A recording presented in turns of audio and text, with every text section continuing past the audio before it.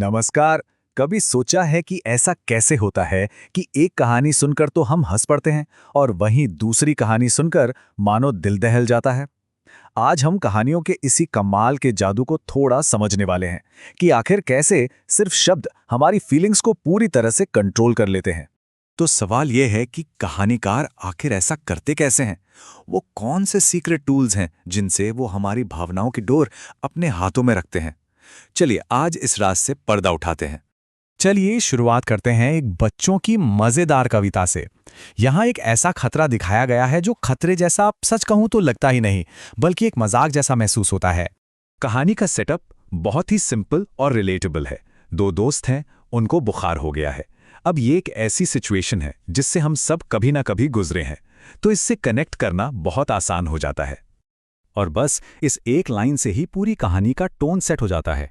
सुई के डर के बजाय यहाँ का किरदार क्या मांग रहा है? मिठाई। ये बात तुरंत कहानी को एक मजेदार और हल्का फुल्का अंदाज दे देती है। और इस प्रॉब्लम का सोल्यूशन क्या है? अरे बुखार पार्टी करो, कार्टून देखो और समोसे खाओ। ये एकदम साफ दिखाता है कि कैसे एक बीमारी को खेल में बदल दिया गया है, जहां टेंशन की तो कोई जगह ही नहीं है। तो इस कहानी से जो एहसास मिलता है वो है सुकून और हंसी मजाक का। एक तकलीफदेह चीज को भी एक मजेदार दोस्ताना एडवेंचर बना दिया गया है। अब जरा गियर बदलते हैं और कुछ बिल्कुल अलग देखते हैं। मतलब कॉमेडी की दुनिया से सीधे सर्वाइवल हॉरर में छलांग लगाते हैं। तैयार हो जाइए, क्योंकि यहां माहौल पूरी तरह से बदलने वाला है और सुकून की जगह अब डर लेने वाला है। अब जरा इस लाइन पे गौर कीजिए। कहां लड्डू दे दो और कहां ये लगता है अब हमारा मरना पक्का है। मिठाई से सीधे मौत तक का ये जो सफर है ना, एक झटके जैसा लगता है। यहां डर का, खतरे का असली एहसास वो तुरंत हो जाता है। देखिए, दोनों कहानियों में शुरुआती मुश्किलों के लेवल में ही जमीन आसमान का फर्क है। एक तरफ है मामूली सी दिक्कत और दूसरी तरफ एक जानलेवा आपदा। भावनाओं का सारा खेल असल में यहीं से शुरू हो जाता है। और यहां खतरा कम होने का नाम ही नहीं लेता, बल्कि वो तो बढ़ता ही चला जाता है। पहले बाढ़ का पानी घर में आता है, फिर एक जहरीला सांप आ जाता है और फिर वो पीछा भी करने लगता है। एक के बाद एक मुसीबतें टेंशन को बिल्कुल पीक पर ले जाती हैं। तो यह इमोशनल आउटकम क्या है? डर, बेचैनी और एक लगातार बना रहने वाला सस्पेंस। कहानी हमें किरदारों की सलामती के लिए फिक्रमंद कर देती है और हर पल ऐसा लगता है जैसे खतरा सिर पर मंडरा रहा हो।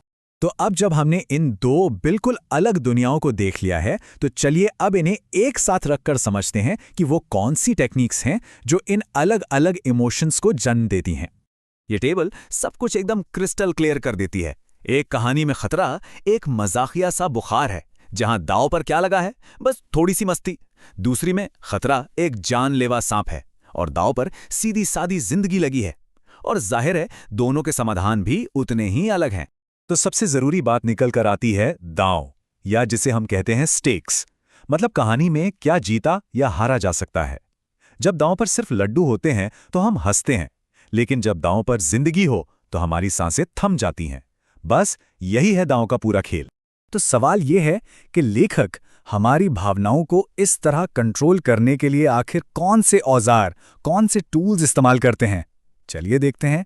ये हैं वो 4 मेन टूल्स। खतरे को कैसे दिखाया गया है, उस पर कैरेक्टर्स कैसे रिएक्ट करते हैं, सबसे बुरा क्या हो सकता है और क्या कहानी का टेंशन बढ़ता ही जाता है।